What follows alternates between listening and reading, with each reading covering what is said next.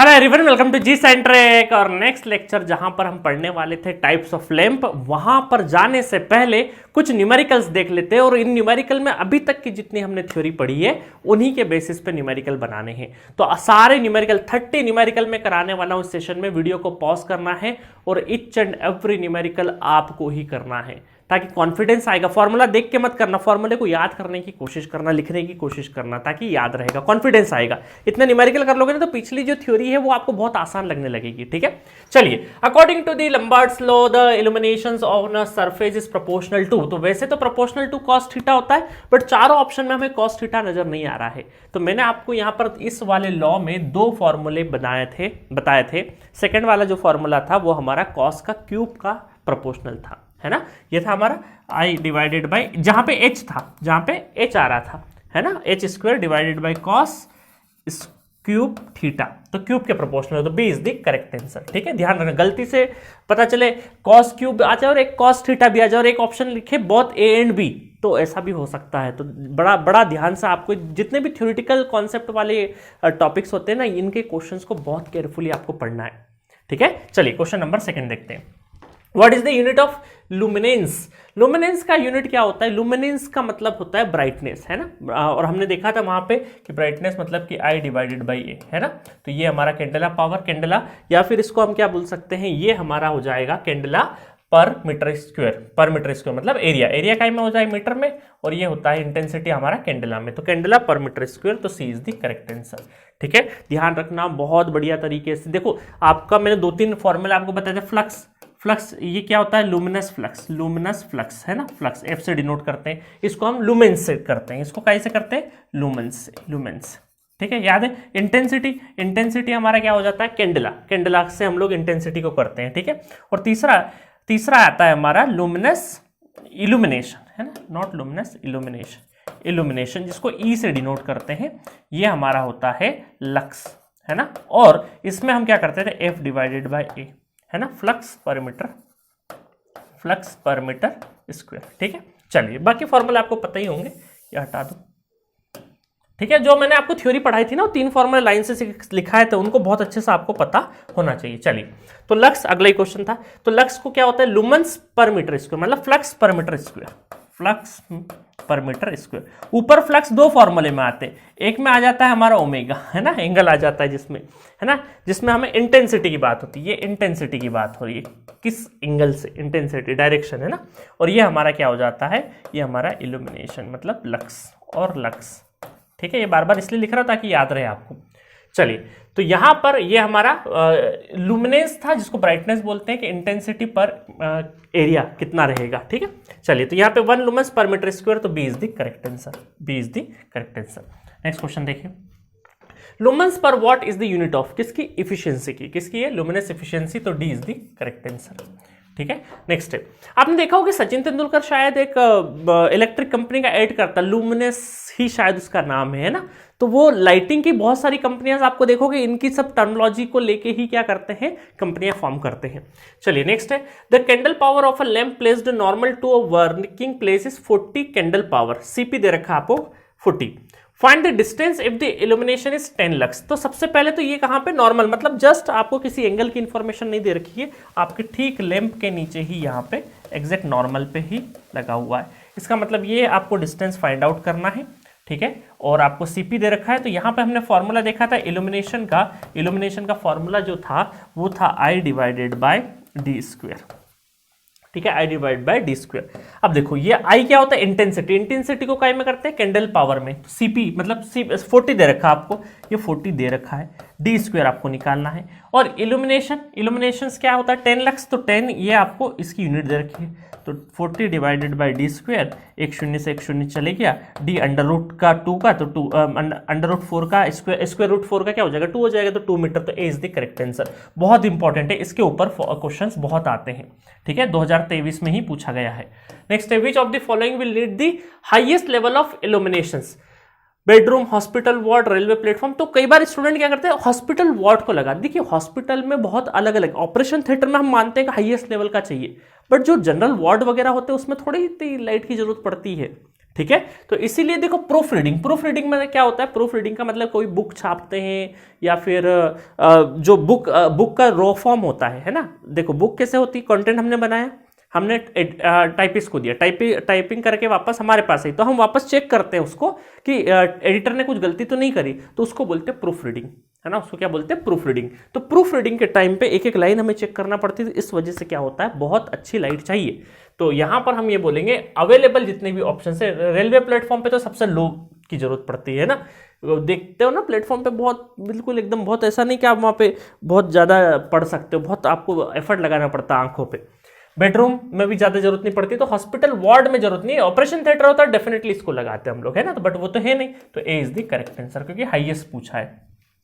A lamp of 50 watt having MSCP of 1000 is suspended 2.7 meter above the working place. Calculate the illumination directly below the lamp at a working place. देखो अब यही हमारा directly है, तो I divided by D square. इस बार E पूछा है आपसे, इल्यूमिनेशन फ्लक्स में है ना, तो इसका मतलब E पूछा है।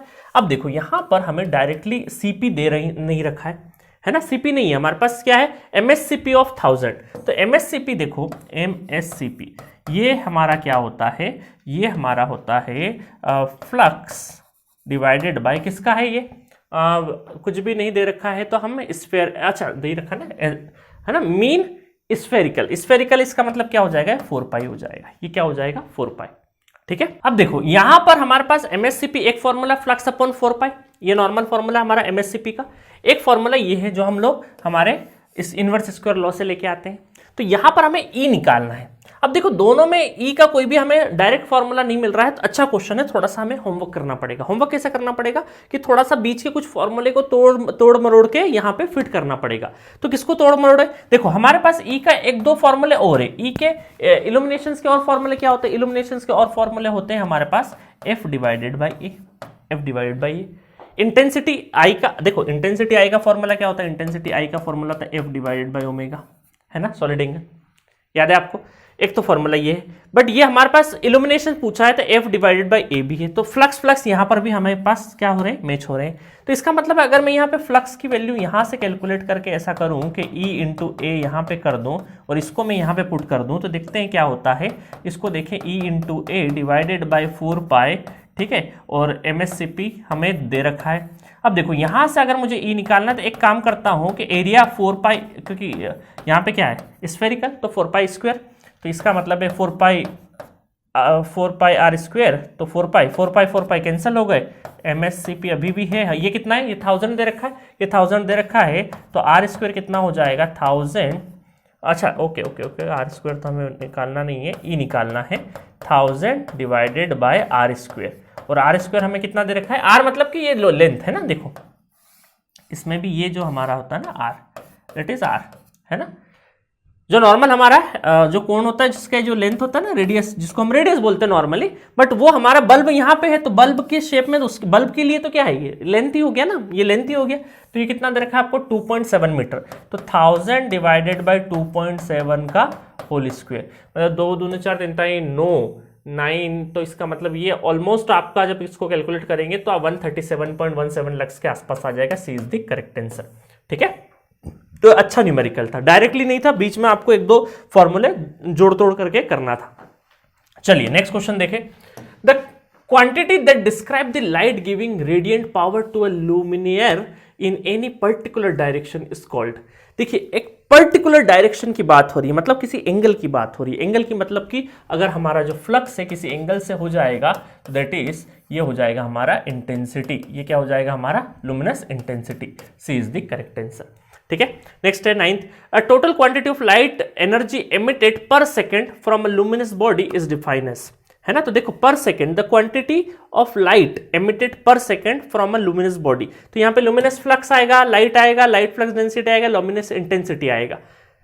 तो यहां पर ये हो जाएगा हमारा लुमिनस फ्लक्स, क्योंकि कितना क्वांटिटी एनर्जी पर सेकेंड। देखो मैंने आपको फॉर्मूला याद रखने कैसे बताया था, फ्लक्स जो होता है वो हमारा radiate energy per second, time की बात हो रही है, टाइम की बात हो रही है, दैट मीन्स कि आपका क्या हो जाएगा यहाँ पे फ्लक्स हो जाएगा, है ना। एंगल की बात हो रही है तो इंटेंसिटी हो जाएगा, एरिया की बात हो रही है तो इसका मतलब E हो जाएगा फ्लक्स डिवाइडेड बाय एरिया, तो ये हो जाएगा हमारा इल्यूमिनेशन, है ना। तो यहाँ पे आपको देखना है ल्यूमिनस इंटेंसिटी, तो D is the correct answer. No no no no D नहीं, यहाँ पे तो अपना ये है ना, अरे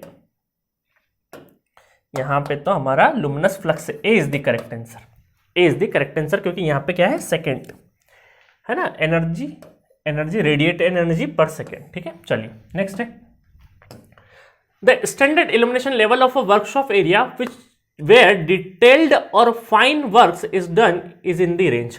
देखिए फाइन वर्क की जो रेंज होती है, फाइन वर्क होता है वो ऑलमोस्ट 1000 के आसपास होना चाहिए, फाइन वर्क, है ना। फाइन वर्क के लिए क्या है 1000 के आसपास होना चाहिए। बट देखिए क्या होता है ना, कई बार हमें ये इस तरह के जो क्वेश्चंस होते हैं जो रेंज वाले होते हैं ना, अब फाइन वर्क भी बहुत अलग अलग टाइप के हो सकते हैं, मेडिकल इक्विपमेंट वाले या सुनार वाले हो सकते हैं, या नॉर्मल आपके फाइन वर्क हो सकते हैं। तो फाइन वर्क का नहीं होता है, बट हम मोर देन 1000 तो नहीं लगाएंगे। तो आप इसमें क्या है, काफी क्लोज ऑप्शन है, एक 800 से 1000 और 500 से 700 है। तो गट फीलिंग ये कि 800 से 1000 भी लगा दोगे तो भी ये भी करेक्ट हो सकता है। तो B is the correct answer पे जाना, क्योंकि जो नियर 1000 के आसपास रहता है लक्स, 800 से 1000 के आसपास, वो फाइन वर्क के लिए हम लोग यूज करते हैं, ठीक है। बाकी किसी बुक में हो सकता है ये 500 से 700 भी आंसर दे दे, तो थोड़ा सा यहाँ पे ये हो सकता है कि इसमें एक रेंज वाले जितने क्वेश्चन होते हैं ना, उसमें कई बार एक स्पेसिफिक एप्लीकेशन नहीं होता, तो थोड़ा सा गड़बड़ मामला हो सकता है, ठीक है। चलिए नेक्स्ट 11 का है इज द एंगल, बाकी इसको फिर चेक कर लेना, फिर भी इसको चेक कर लेना एक बार, है ना। फाइन वर्क को, फाइन वर्क के लिए मैं एक बार चेक कर लेता हूँ, गूगल पे चेक कर लेते हैं, 2 मिनट देख लेते हैं कि फाइन वर्क के लिए क्या लक्ष्य होना चाहिए। देखो बड़ी रेंज दे दी यार इन्होंने, तो 500 से 1000 के बीच में रेंज दे दी है ना, 500 से 1000 लक्ष्य के बीच में रेंज दे दी है, 500 से 1000।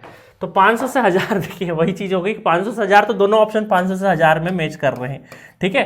तो नॉर्मली फाइन वर्क में 2 ऑप्शंस यहाँ पे फॉल कर रहे हैं, टेंशन मत लीजिए, ऐसा आपके पेपर में हुआ तो कभी बेनिफिट ऑफ डाउट जो आपका दिल करे उस टाइम पे वो लगा दीजिएगा, ठीक है। चलिए next, is the angle generated by surface passing through point in space and periphery. तो ये हो जाएगा हमारा सॉलिड एंगल, कौन सा हो जाएगा angle, solid angle, B is the correct answer. Next है illumination level required for precision work is around. तो जो प्रिसिशन वर्क है तो वो हमारा क्या है, हाईएस्ट अवेलेबल ऑप्शन में हमारे पास यहाँ तो आसानी से हम 500 छाट सकते हैं, तो D is the correct answer. Precision work बिल्कुल, फाइन वर्क प्रिसिशन वर्क है ना, बिल्कुल एक्यूरेसी का भी हमें प्रिसिशन एक्यूरेसी आपने मेजरमेंट में पढ़ा होगा। तो प्रिसिशन वर्क अगर हमें चाहिए, बिल्कुल फाइन वर्क चाहिए, तो इसका मतलब हम ये बोल सकते हैं कि हाईएस्ट चाहिए हमें। इन डिजाइनिंग लाइटिंग इसमें यूटिलाइजेशन फैक्टर इज, यूटिलाइजेशन है ना, तो यहां पर क्या आएगा, total lumens utilized on a working place, total lumens radiated by lamp, है ना, लैम्प से कितने निकल रहे हो आप यूज कितने कर रहे हैं, ठीक है, यूज कितना हो रहा है। तो A is the correct option, यही है ना। चलिए बाकी तो और work place everything is clean, clean वाले क्लीन से रिलेटेड तो हमारा मेंटेनेंस पे जाता है, under normal condition when everything is clean, नहीं क्लीन ये तो उल्टा ही दे दिया, तो इसका मतलब क्लीन वाले पे नहीं जाना, नॉर्मल ए वाला हमारा क्या है करेक्ट आंसर है।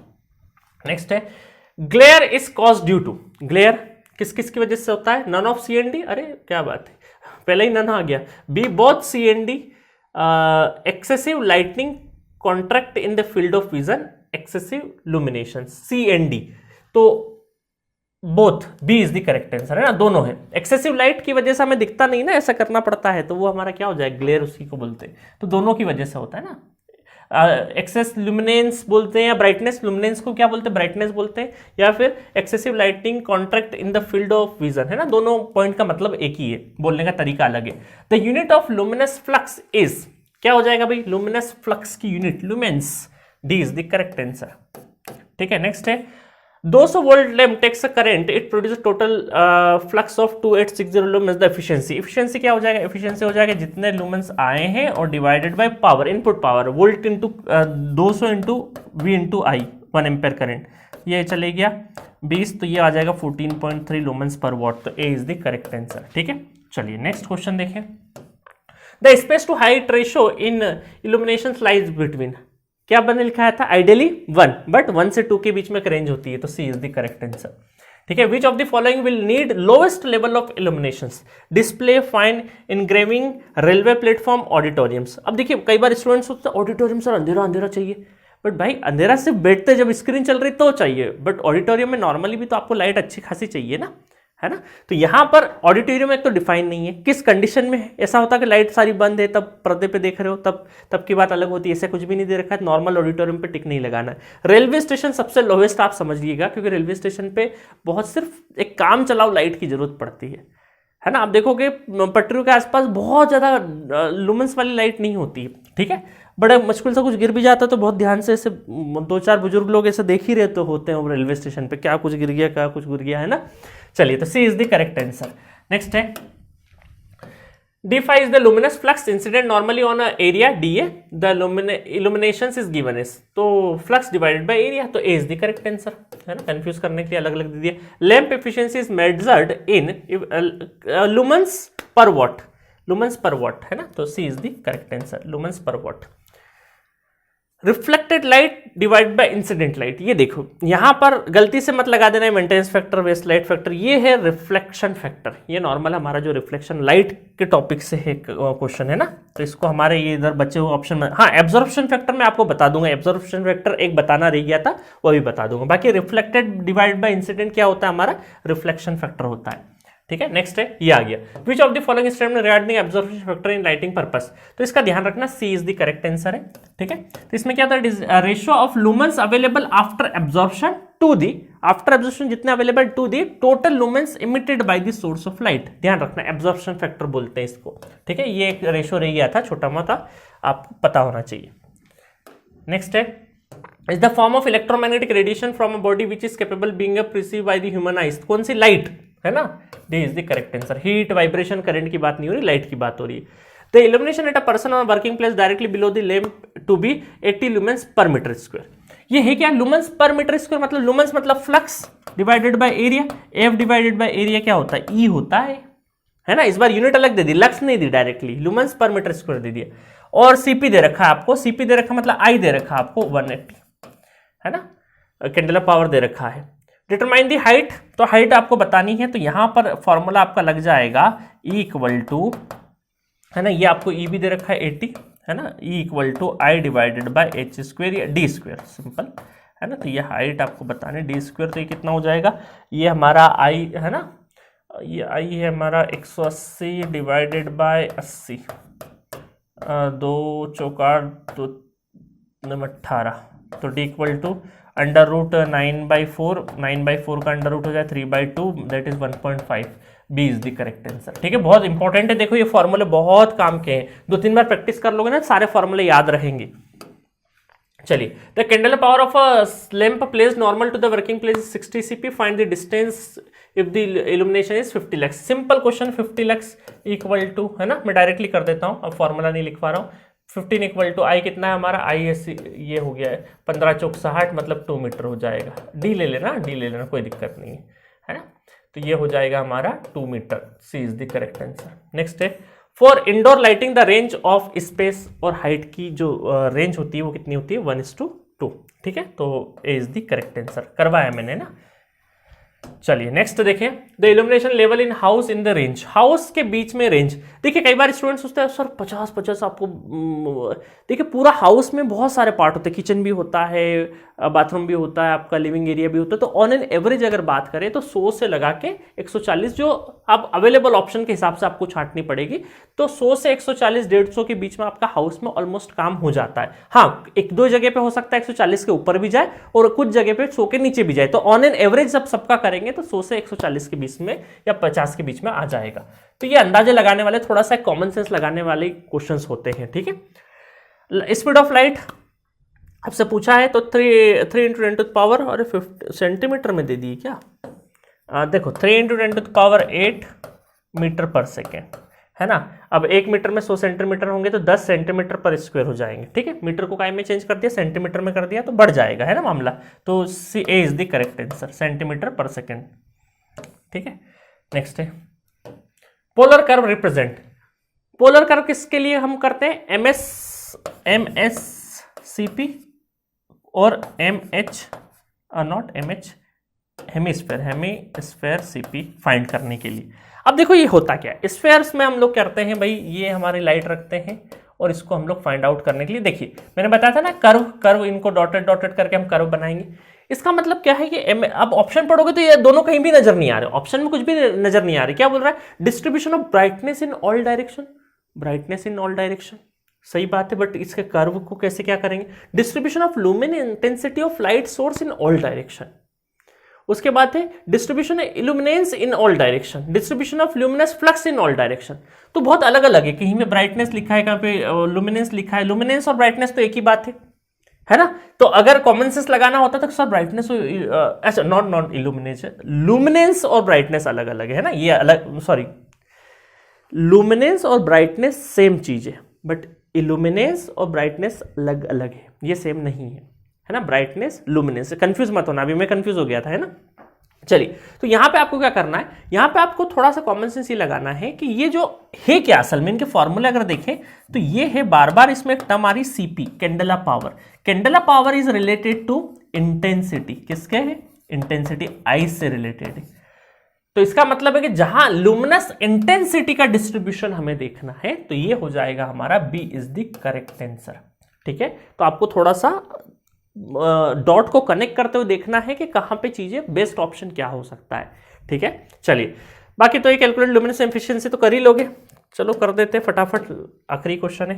तो 1000 लुमेंस तो है, डिवाइडेड बाय 200 इंटू 0.5 मतलब हाफ, तो ये हो गया 100 10 lumens per what is the correct answer.